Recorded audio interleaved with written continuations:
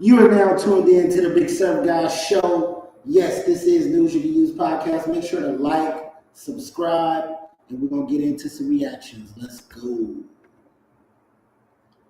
Shigluch, Overback Gorilla up in here, streaming over 1 million viewers and listeners and all that. Indiscretion TV, Valentino #1, Tupac channel, streaming over.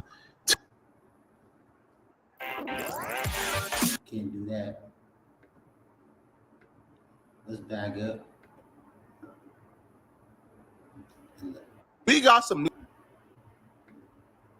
Shigluch, LOXD Block, Silverback Gorilla up in here, man. Streaming over 1 million viewers and listeners and all that. Indiscretion TV, Valentino #1, Tupac channel, streaming over 2 million viewers and listeners, man. That's crazy. Y'all rocking up.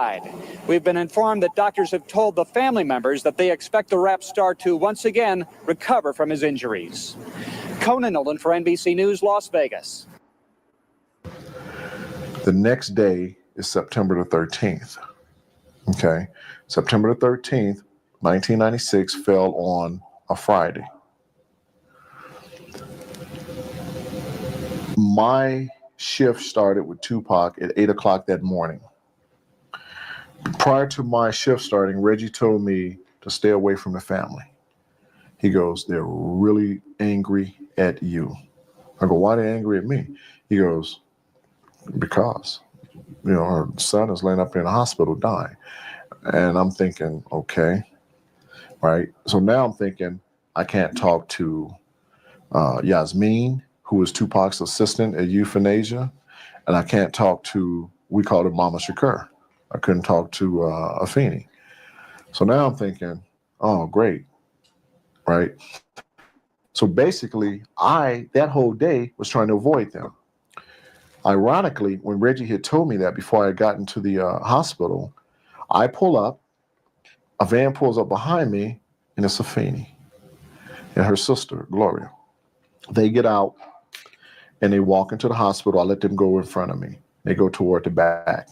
I walk right behind them, and I go in there. I, relieve the other guy that was on, and Pac's still landing there, right? I'm sitting there in the chair outside the room, and Afeni and her sister, they're standing inside there with Pac, looking at him. Then a doctor comes, which was his doctor. The doctor comes and goes into the room with Tupac and Afeni and Gloria, and they go out of the room into the room right next door.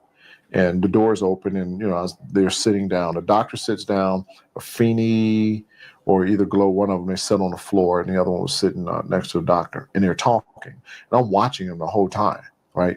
And I see the facial expressions, and I'm like, oh no. And I'm sitting there, man, and I'm just like falling apart inside. Then Afeni walks out, and she sat down next to me. And when she sat next to me, I didn't know what to do. I didn't know what to say. She sat next to me, and I put my hand on her hand, and she said, "It's okay, Frank." That was the last time that I spoke to her. Little did I know, Pac was dying, and she had gotten his news to make. So I look at Reggie like,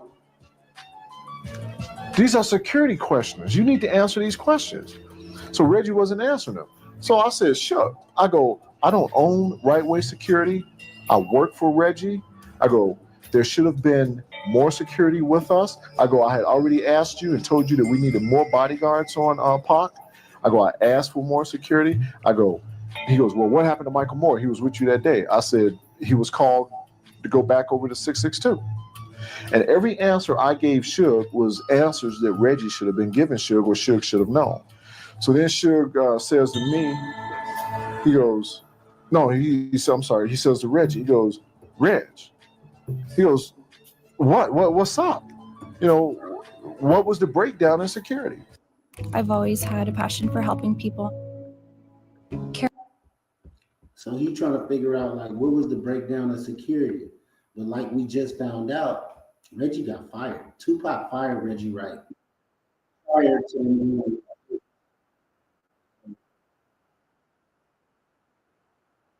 who knows why Reggie did what he did or why he reacted the way he reacted, why he didn't answer the security questions. The family must have knew that he had got fired by Tupac previously with the lawyer.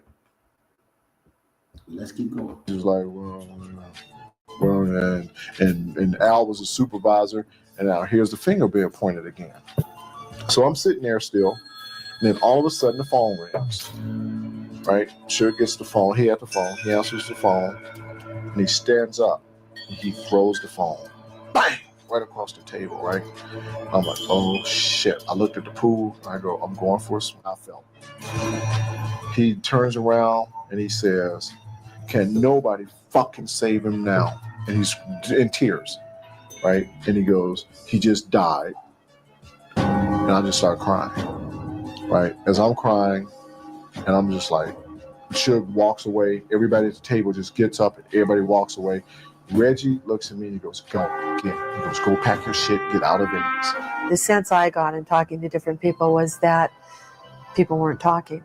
You know, and the police, they were putting out a little bit of information, and their thing was, well, no one would cooperate, no one would cooperate, no one would cooperate.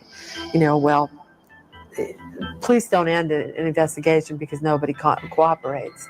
You know, they continue. But Orlando Anderson, I think that was a little odd, that Orlando Anderson was taken into custody. And then, you know, I mean, he was actually questioned at the MGM Grand and decided to leave.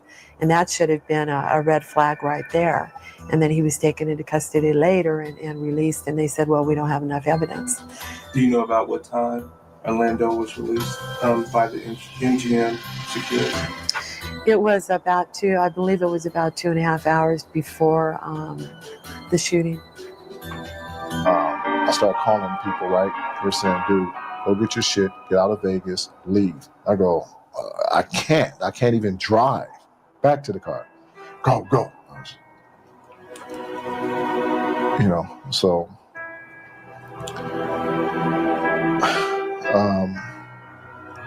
he died. Began before dawn. The crime sweep involved 300 officers, 10 agencies, including the FBI, at more than 37 locations in the Compton, Linwood, and Long Beach areas. Compton police say the arrests were for local crimes in connection with 12 shootings that occurred in the city of Compton that resulted in 3 deaths. But officers did reveal there could be a link to the murder of rapper Tupac Shakur. Our investigation revealed that some of the motivation for the shootings that occurred in Compton may be in retaliation for the events that transpired in Las Vegas.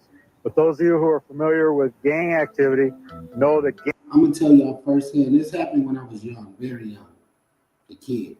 It was so many shootings that went down behind this. It was crazy. Compton was on fire, bro. gangs do retaliate for perceived violence against gang members of a particular set. The reason that we targeted the September 7th date is we noticed that we had an increase in gang activity and shootings beginning following that date. Shakur's car was sprayed with bullets following a boxing match in Las Vegas on September 7th. The rapper died a week later from his bullet wounds. Las Vegas police were on the scene for today's sweep and will be interviewing some of those arrested, including a 22-year-old reputed gang member named Orlando Anderson, who may have been in Las Vegas that night. Las Vegas Police Department has not announced any suspect in the Tupac Shakur shooting. There is one suspect who was arrested on a homicide which occurred in the city of Compton in April, who they will probably talk to. But as far as that goes, I would refer you to the Las Vegas Police Department for any information regarding the crime that occurred in Las Vegas. I cannot say that we have pinpointed one particular person. There are some people, and I can't elaborate as to the names, but there are some people that came up early. There were a lot of names that came up through the course of the investigation.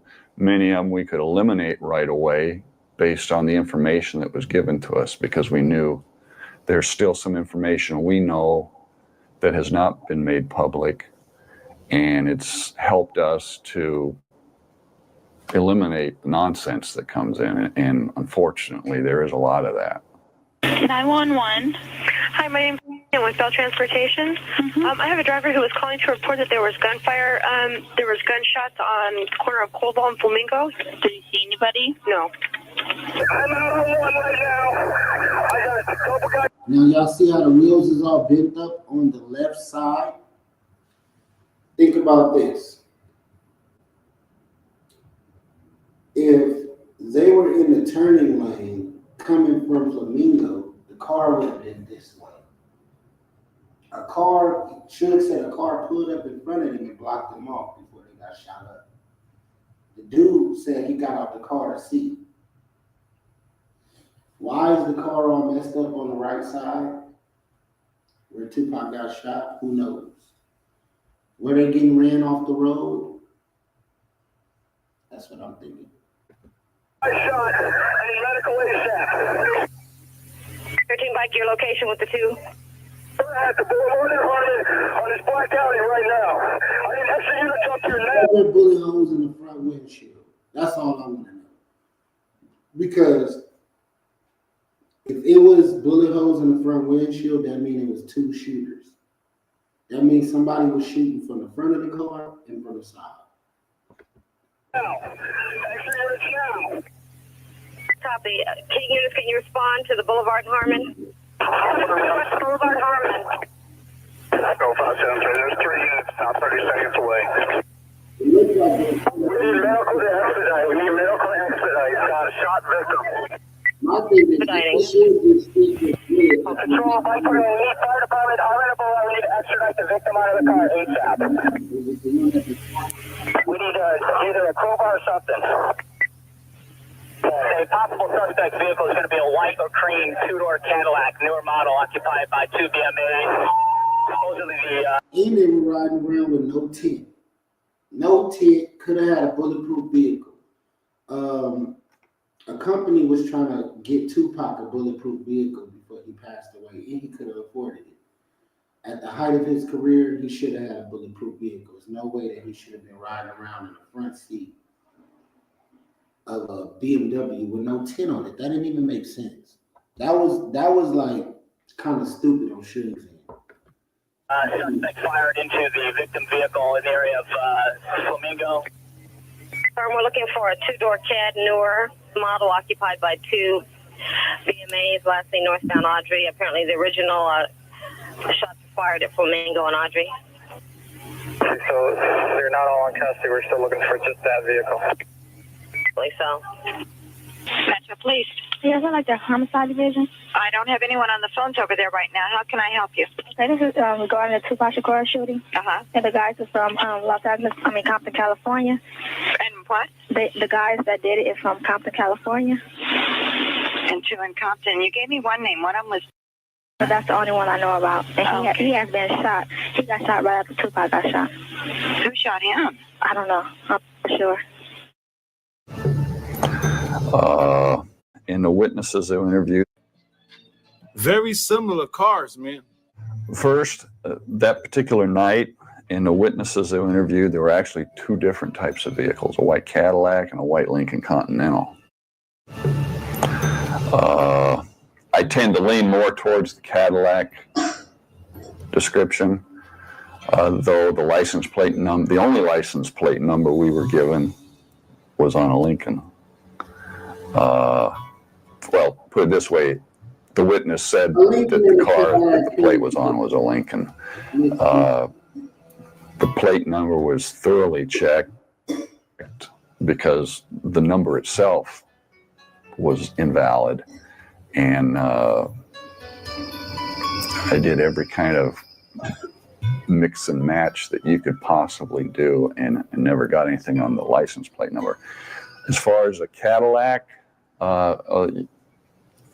there have probably been 50 different stories about that Cadillac called in. No 2 are the same. All them people there. How is it so many witnesses, but nobody knows exactly what kind of car it was and nobody caught the license plate? I heard that this was even on camera. Like if you go on Cobalt in Flamingo, it's like a main street. Like I'm gonna go over there and I'm gonna do my own video analysis on where it happened and break it down. As far as giving chase, at the time of the shooting, and this again was some misinformation. This kind of misinformation I don't have a problem talking about. There's been talk about the officers that were in the parking garage at the time of the shooting. You got to understand, they were not in a position to see the shooting. They heard the shots. But by the time they got to a position to see, and they're elevated because they're doing another case, everybody's already darting out of there, because it wasn't like this shooting happened and all these cars just sat there. This was a very dynamic scene.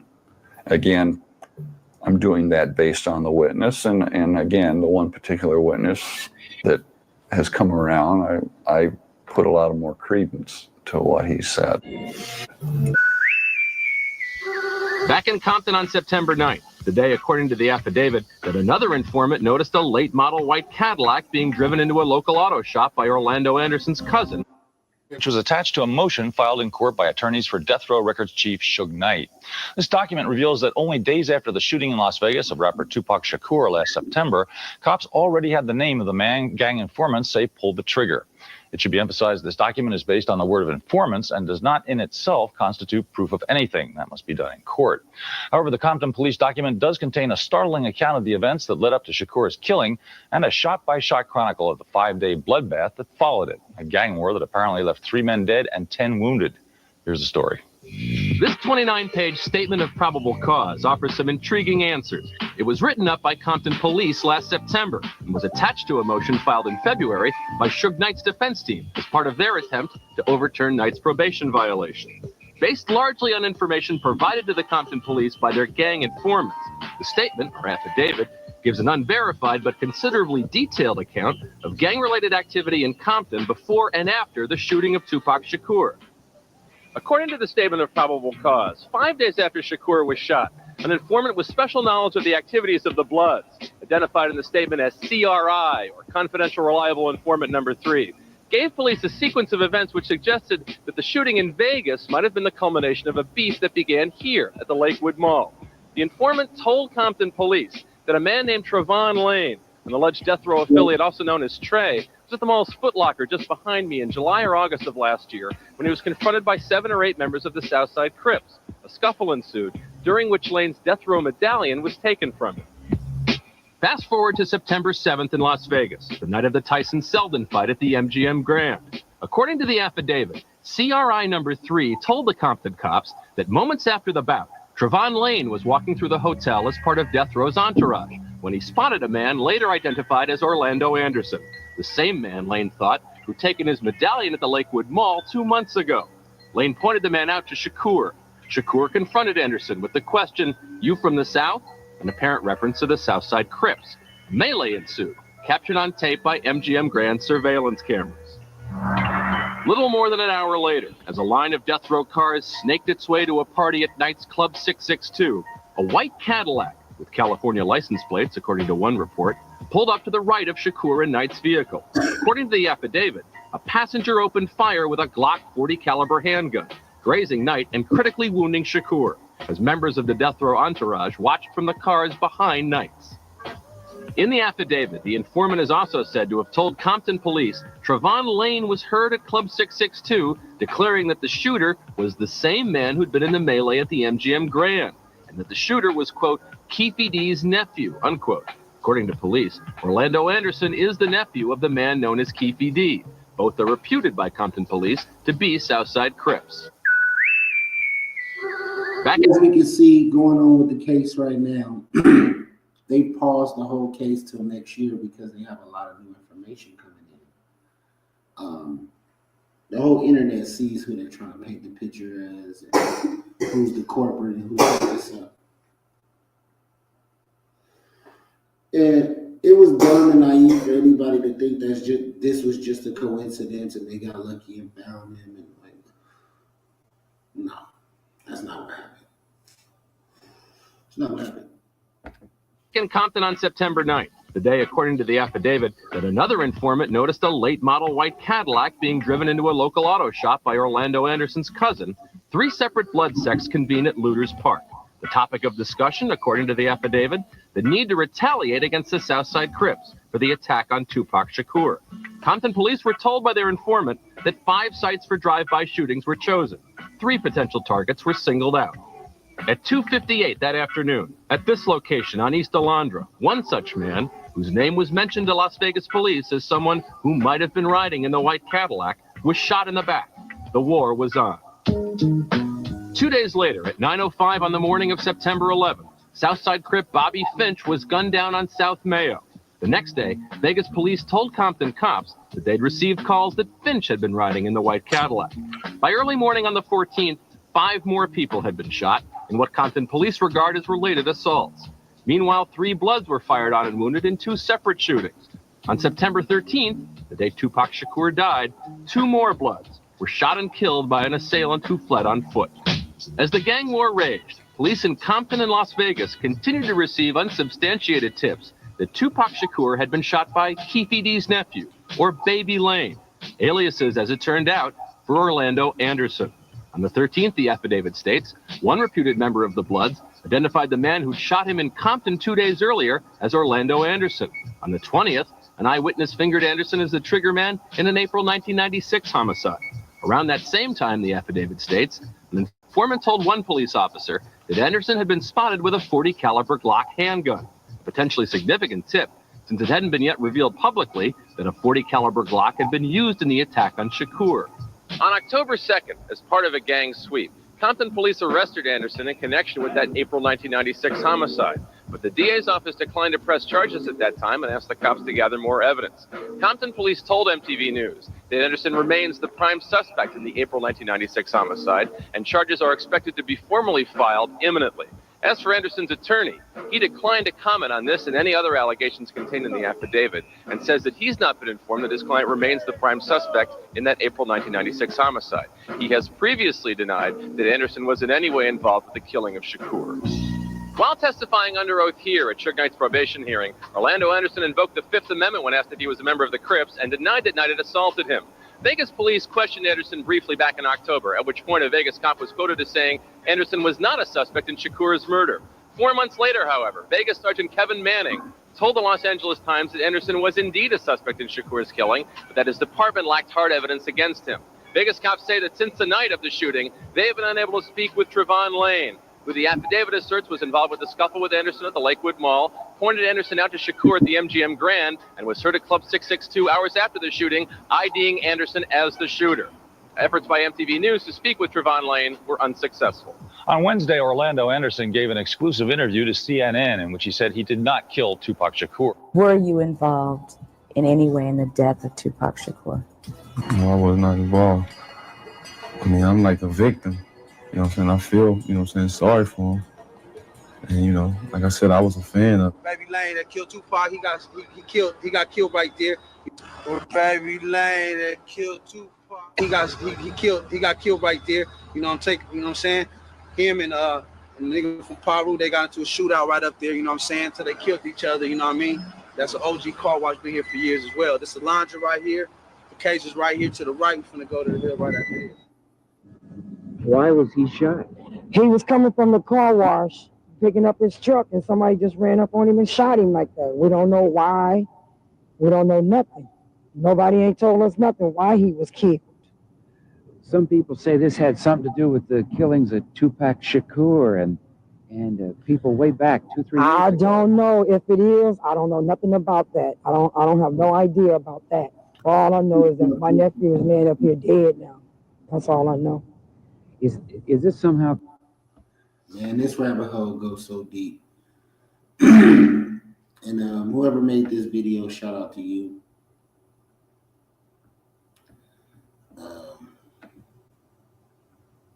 It's a lot. Let's get into my timeline, though. Let's switch it up.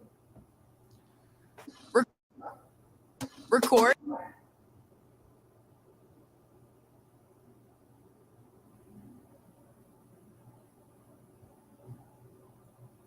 Now, choke, no joke. Let's get to the Compton Dirty Pig in Jean Square, right?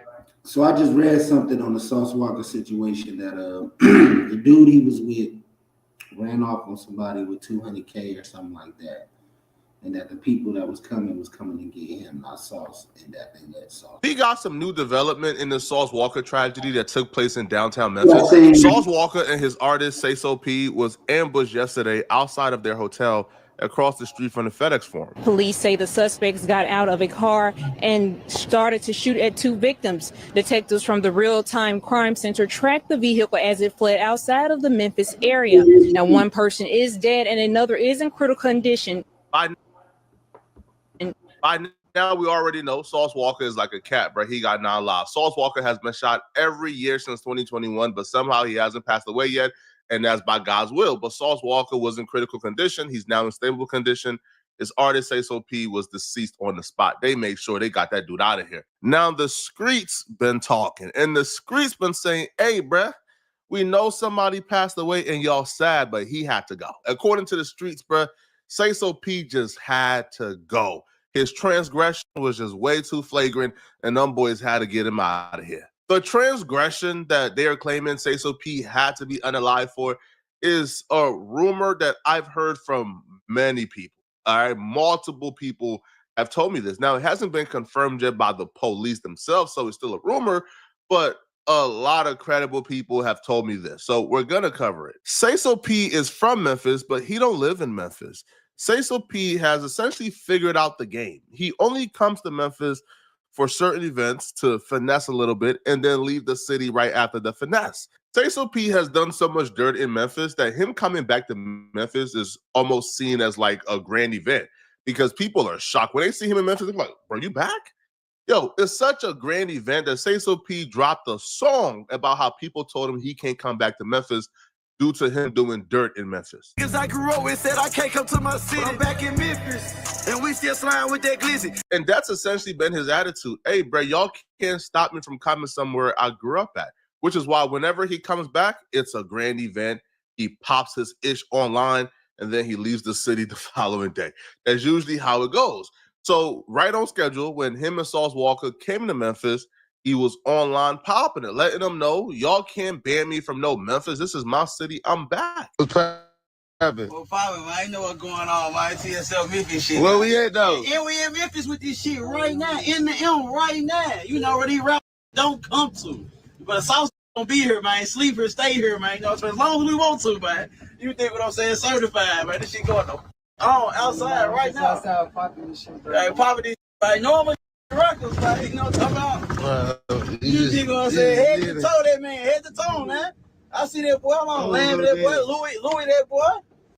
Go yards everywhere, diamonds everywhere, just bankrolls everywhere, money everywhere, just whatever, everything, shit everywhere. You know what I'm saying? Records. Just a side note, I've had this question for a while now. When Sauce Walker signed his artist, do he teach them how to talk like him? Because everybody around Sauce Walker have that same exact lingo. Yeah, man, it's the P, man, it's the like, yo, it's the exact same cadence lingo. I wonder, do he take them through like boot camp on how to talk like Sauce Walker? But nonetheless, though, people were really upset. Right? You coming to the city is one thing, but he was coming to the city and popping it. And on top of just popping it, which is normal, he was flaunting a lot of money. Yeah, man, we with you, man. What you talking about? Head to toe them people, man. Got this shit on bankroll, go yard, diamonds, all right, we have this shit, man. Outside of committing the traditional Cardinal sin, which is you don't pull out money when Iggs is watching. Slow down, honey. Too fast, Trevor, too fast. I know what I'm doing, Mom. Ah, a new driver. Yeah, I'm a little freaked out. If there's one thing to freak out about, it's higher insurance rates. Yeah, but who has time to deal with that? Not you, clearly. But the Zebra does. We compare over 100 insurance companies to find savings no one else can. Up to $400 a year. Trevor! Oh, look. It's my stop. The Zebra. We do the searching, you do the saving.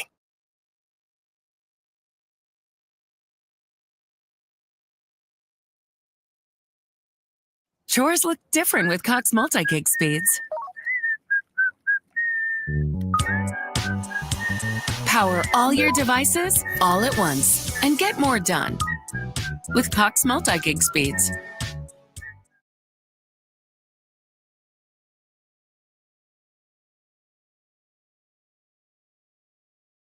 Right? Iggas can sniff out a lick. You usually want to just keep your money away when Iggas is in proximity or when Iggas is watching. But in this particular case, it was especially egregious that he was pulling out money and bragging about having a lot of diamonds and money with him in Memphis. Because the last time he was in Memphis, he actually ran off with $200,000 of somebody's money. I'm going to conceal the people that I personally talked to, and I guess I'm going to read this because it's public already. And this essentially was similar to what I heard directly. So this person writes, he's supposed to have security with him. Ain't no way you thought you had that much rank in the city that nobody was going to try you, especially after pulling out all that money last night. And you have beef here already. Them folks been waiting on you to come back on. Man, you run off with $200K, shaking my head. If you have money, motion, and a millionaire with you, armed security should have been the first thing you got. Folks got to stop trying to prove they can move around and not get touched. Shaking my head. I'm praying for his family, though. Sad situation. This situation didn't happen when he was in Memphis this time. This took place before he even moved to Miami permanently. So they've been wanting him. It's been smoke. Now, I was told he ran off with $200,000 through tricky dice, right? Like they played dice. He used tricky dice. He ran off with them folks' money, and they've been trying to hunt him down ever since. Now, imagine somebody running off with your $200,000, only $200,000, and then you check online, and they in a Sprinter bus with billionaires talking about how, like they at the trenches where nobody can't go. Who said he can't come back? He in the city. And then you look online and you see they taunting guaps of cash talking about all these diamonds. At some point, the disrespect gets so foul, you don't even care about the paper no more, bro. You just want blood. And apparently that's how the situation played out.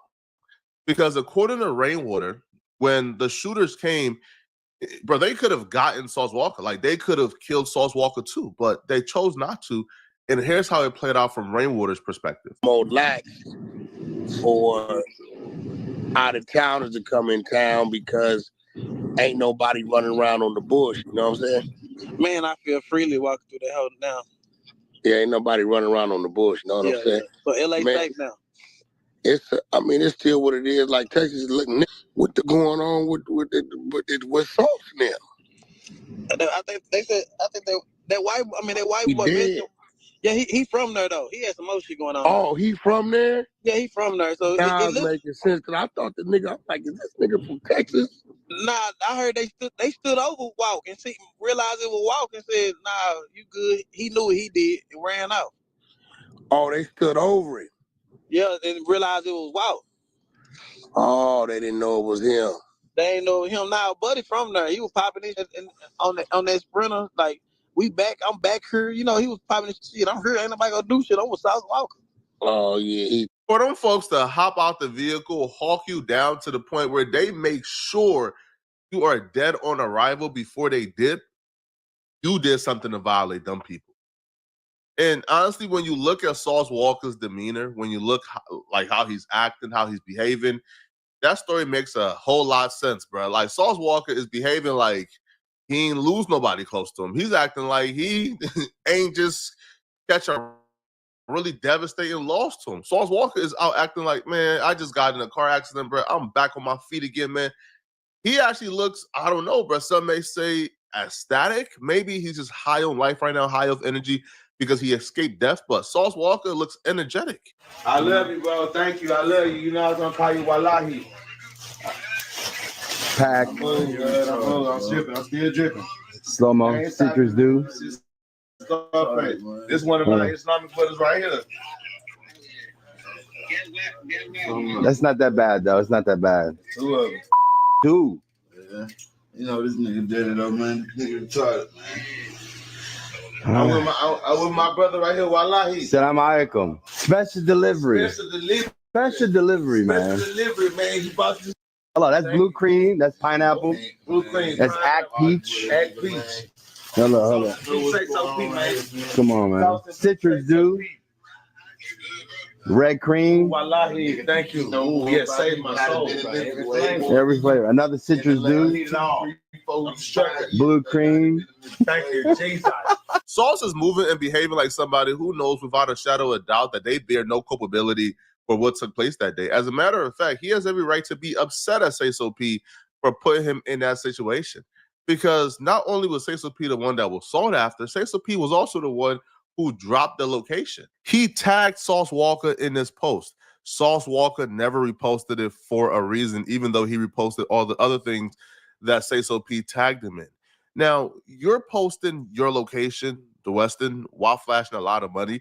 In most cases, this would be a robbery gone bad. But in your case, knowing you are like sought after, knowing people want your head, and you're still posting your location like this, they ain't even come to rob you. They just came to take your life. I can understand why Sauce Walker would be in an energetic mode and not sad and melancholy, right? Because I'm like, bro, this dummy almost cost me my life, but I'll survive. I'll be energetic too. Now, if you watched Sauce Walker's interview that he actually dropped the day before this incident happened, Sauce Walker spoke on GS Lorani and he spoke on death in the streets. Now, when you hear Sauce Walker explain exactly why he don't have certain sympathy for certain dudes in the streets who passed away, it feels like he's describing this situation perfectly to a T.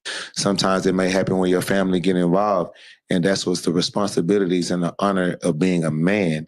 And as a man, you should be leading yourself in a way and representing yourself in a way and making your decisions of who you choose to be friends, who you choose to represent and claim the same cliques and same groups, or who you decide to hustle with. If you hustling dice, selling weed, hard drugs, robbing, stealing, finessing people out their money. If you're doing anything that's unjust or not clean, or you're disrespecting people, or you are involved in groups of people that are disrespecting people, anything like that, and you're not holding accountability on yourself and the people that's around you that you connecting yourself with, then you're putting yourself and your family and the people that you love in danger. Stop playing with people. If you're not really like that, if you're not really on it, and then being really like that, being really on that means that sometimes you can't be with your family. Ain't no being a daddy. Because you chose this street shit. You chose to be a part of other people that's in the street shit. You chose to rob somebody. You chose to shoot dice a certain type of way. You chose to steal somebody's weed. You chose to steal somebody's chain. So if you're Sauce Walker who don't have sympathy for Lil Ronnie and a 5-year-old girl losing her life because you claim Lil Ronnie brought it upon himself, then would you feel sympathy for Say So P? Would you be distraught? Would you be in tears? Would you be super sad?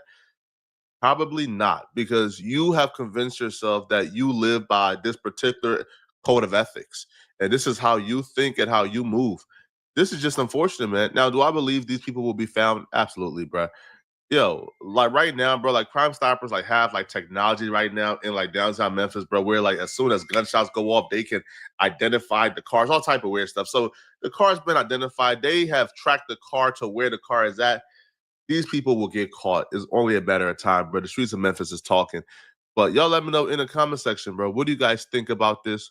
What do you guys assign blame to? Do you guys believe that Sauce Walker should be more upset, more sad? Let me know, okay? And also, break down your theory to how you believe the people found them, okay? Let me know. And if you're still watching, click on this video here somewhere on my screen to find out why people believe that Adam 22 will be arrested in this RICO 2. I'm going to see you guys in this video. I'm out of here, folks. Peace.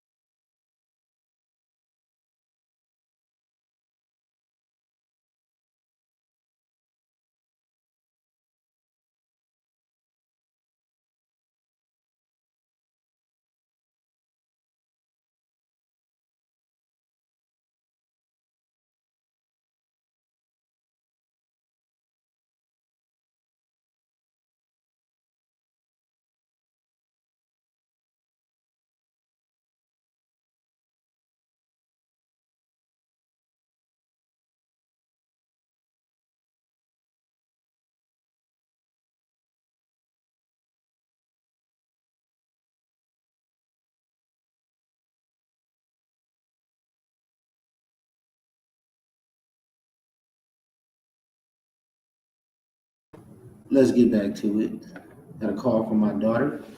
Happy birthday to you, baby. Lydia Harris. What up, Bomb First Family? I'm here with a interview that Man, why is my timeline full of this stuff, man? There's a lot going on as I'm looking just at all this stuff. I want to skip past some of this. Move on to something a little bit more lighter.